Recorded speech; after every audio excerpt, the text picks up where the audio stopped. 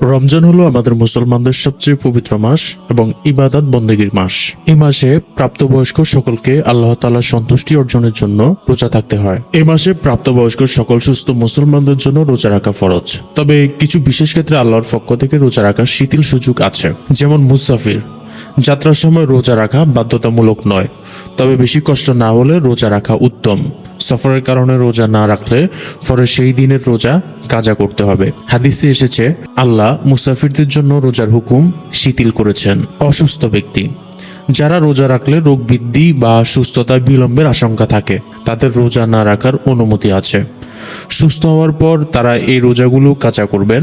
সাধারণ অসুস্থতার অজুহাতে রোজা না রেখে বা ভেঙে ফেলা জায়েজ নয়। গর্ভবতী বা স্তন্যদানকারী মহিলা রোজা রাখলে মা বা শিশুর ক্ষতি হওয়ার আশঙ্কা থাকলে রোজা না রাখার অনুমতি আছে। পরে রোজাগুলো কাজা করতে হবে।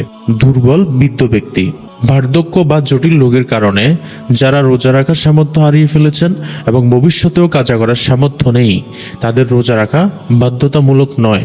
তারা ফিদিয়া প্রদান করতে পারেন। নাবালেগ শিশু, বাল্যকাল থেকেই রোজার প্রতি অভ্যস্ত করা উত্তম।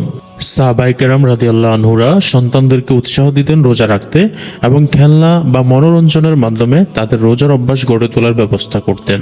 বালেগ হওয়ার পর রোজা রাখা ফরজ হয়ে যায়। রমজানে এই 6 শ্রেণীর জন্য আল্লাহ শিথিলতার সুযোগ রেখেছেন। তবে পরবর্তীতে যারা কাজা বা ফিদিয়া দিতে হবে তা যথাযথভাবে পালন করতে হবে।